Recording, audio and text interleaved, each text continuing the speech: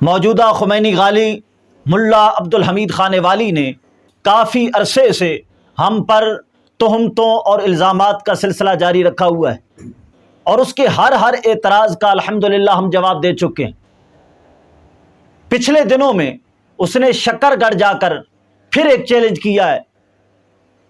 آج کے اس مختصر درس کے اندر ہم اسی چیلنج کا جواب دینے کے لیے حاضر ہوئے ہیں۔ وہاں پر جا کر اس نے چیلنج کیا کہ مفتی فضل احمد چشتی صاحب نے اپنی کتاب بیعت یزید سے انکار کا سبب، اس کتاب کے اندر 75 صحابہ کرام کی یزید سے بیعت ثابت کی ہے۔ اگر ان 75 صحابہ کرام میں سے ایک کی بیعت بھی صحیح سند کے ساتھ ثابت کر دی جائے تو کہتا ہے میں اپنے آپ کو صولی کے لیے پیش کرتا ہوں، اور کہتا ہے اگر آج ثابت کر دیا جائے تو کہتا ہے میں واپس نہیں جاؤں گا، ابھی گھر فون کر دیتا ہوں، واپس نہیں جاؤں گا، بلکہ یہیں پر چوک میں جا کر کہتا ہے مجھے گولی مار دو۔ اس کا چیلنج سن لیں۔ یہی تیری کتاب ہے یزید کی بیعت سے انکار کا سبب، خود میں یہ دسے ہے کہ 75 صحابہ پاک نے بیعت کی، باقاعدہ 75 لینے نہ لکھی، لیکن کتاب کسے کول ہے؟ جڑا دا شاگرد ہے وہ دے کول بھی ہے، کچھ نہیں کہندا میں ضمانت لینا، تو ایتھے کتاب لے کے آ جا 75 تو ایک صحابی دی بھی اگر بیعت ثابت کرے میری سبحان اللہ 75 نے خانے لکھتے نام بھی لکھیں، لیکن قسم خدا دی کسی ایک صحابی دی یزید کے متعلق بیعت ثابت نہیں کر سکتے۔ جنہوں نے شک ہے وہ نہ بولیں، جڑے میری گل تے اعتماد کر رہے ہیں سبحان اللہ۔ جڑا ایدہ شاگرد ہے جنہیں اتنے افتراء کو انتشار پایا ہے، اگر کسی جگہ تے بھی سنتا بیٹھا ہے کہ حضور دے غلام تے کچھ نہیں کہیں گے، مولانا صاحب کی کتاب جو کہ اتنے ہونے ہے انہاں 75 خانیاں دے وچوں اگر ایک صحابی دی بھی تو بیعت ثابت کر دے میں یزید کے متعلق میری سزا اتنے ہی پھانسی، جان ہی نہ دیو میں گھر ٹیلی فون کر دینا، اتنے ہی گولی مار دے۔ سبحان اللہ۔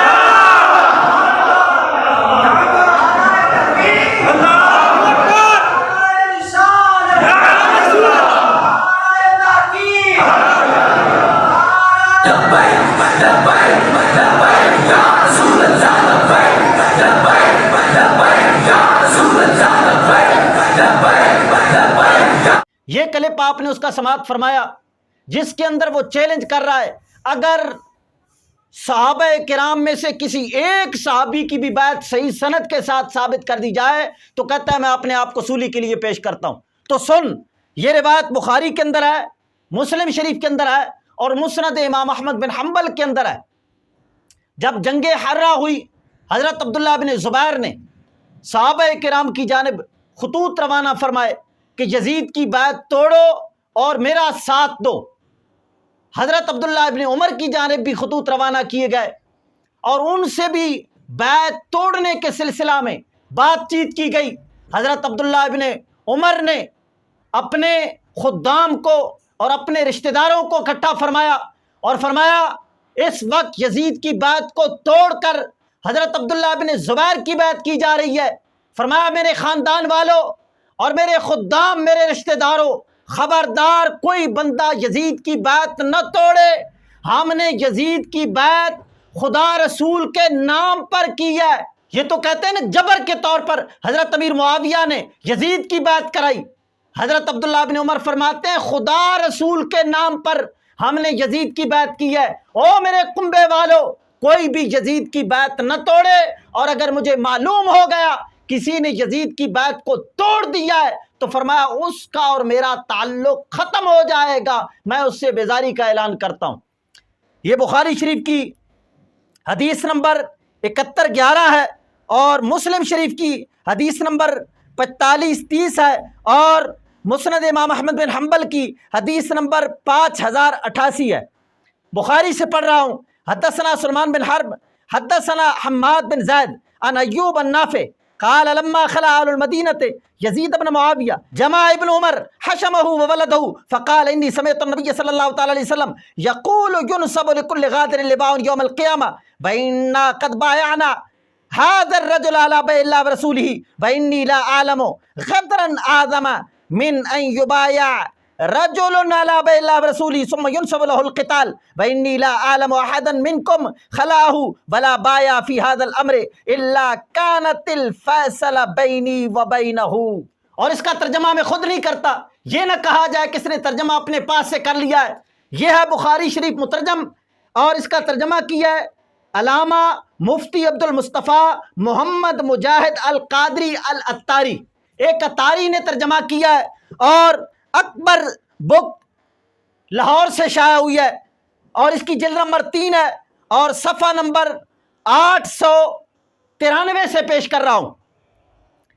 نافع کا بیان ہے جس وقت مدینہ منورہ والوں نے یزید بن معاویہ کی بیعت کو توڑ ڈالا تو اس وقت حضرت عبداللہ بن عمر نے اپنے خدام اور اپنے صاحبزادوں کو اکٹھا فرما کر ارشاد فرمایا کہ میں نے نبی اکرم صلی اللہ تعالی وسلم کو ارشاد فرماتے ہوئے سنا کہ ہر عہد توڑنے والے کے لیے بروز حشر ایک جھنڈا گاڑا جائے گا، اور یقیناً ہم نے اس شخص یعنی یزید کی رب تعالیٰ اور اس کے رسول کے نام پر بیعت کی ہے.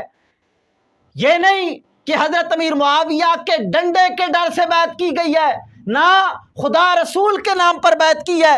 اور یقیناً میں اس سے بڑھ کر دھوکہ اور عہد کو توڑنے والا نہیں جانتا کہ کسی آدمی سے اللہ تعالیٰ اور اس کے رسول کے نام پر بیعت کی جائے، پھر اس کے خلاف جنگ برپا کر دی جائے. اور یقیناً مجھے تم میں سے جس کے متعلق بھی پتہ چلا کہ اس نے یزید کی بیعت کو توڑ ڈالا یا اس نے کسی دوسرے خلیفے سے بیعت کر لی تو میرے اور اس کے مابین کوئی واسطہ نہ رہے گا. لہذا صحابہ کرام کی بیعت میں نے بخاری سے ثابت کر دی ہے.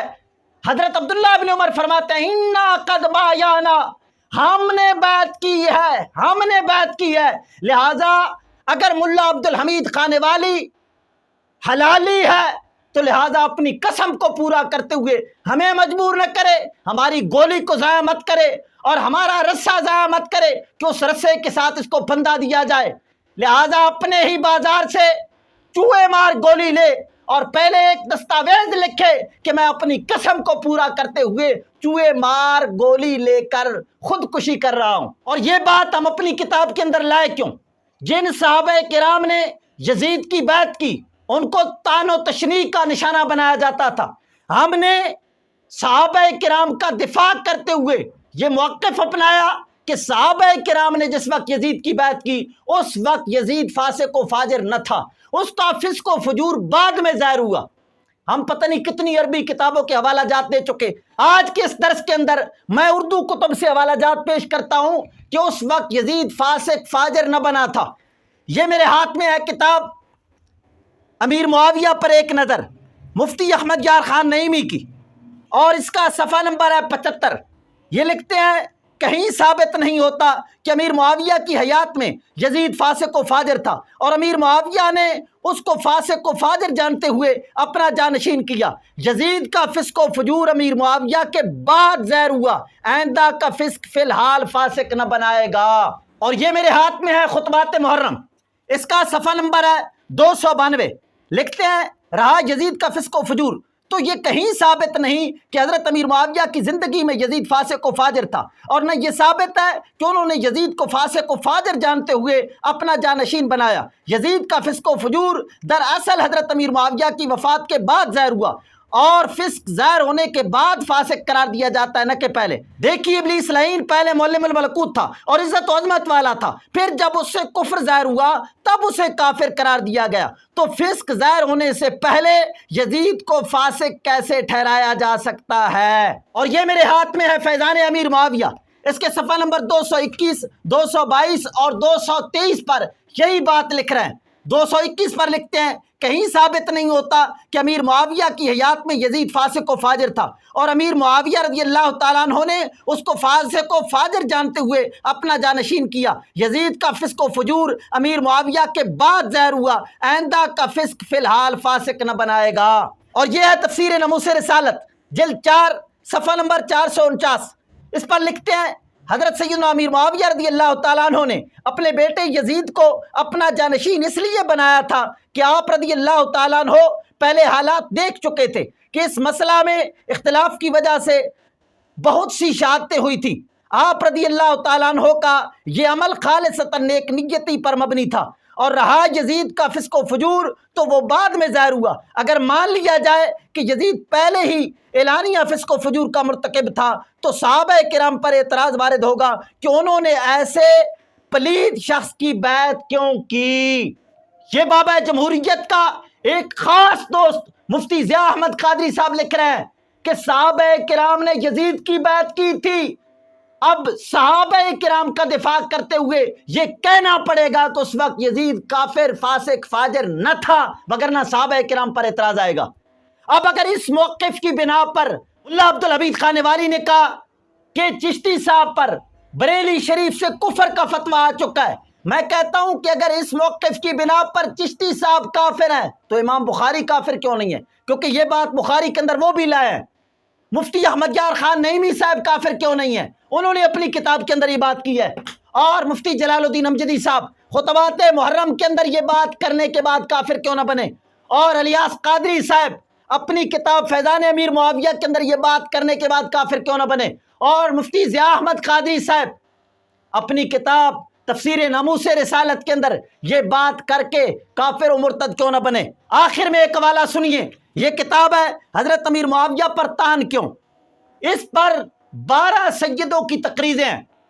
صفحہ نمبر 149 پر لکھتے ہیں اس وقت حضرت امیر معاویہ اور دیگر صحابہ کرام کو یہ نہیں پتا تھا کہ یزید کا کردار اتنی گنونی صورت اختیار کر لے گا، اسی لیے اس وقت کسی بھی صحابی نے یزید کو فاسق و فاجر کہہ کر اس کی ولی عہدی سے انکار نہیں کیا۔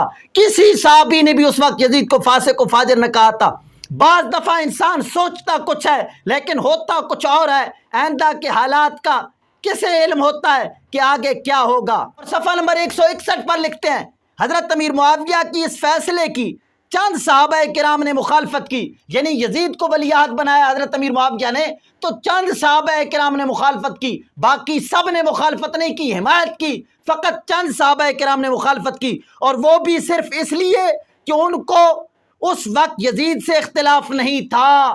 صحابہ کرام جو انکار کرنے والے تھے ان کو یزید سے اختلاف نہیں تھا، بلکہ اس طریقہ کار پر اختلاف تھا جو حضرت امیر معاویہ نے اختیار کیا تھا کہ ان سے پہلے جو خلفائے راشدین گزرے ہیں انہوں نے اپنے بیٹوں کو جو کہ علم و فضل، زہد و تقویٰ میں یزید سے 1000 درجہ افضل و اعلیٰ ہے، اپنا ولی عہد نہیں بنایا، تو آپ نے ہے حضرت امیر معاویہ کیوں بنایا؟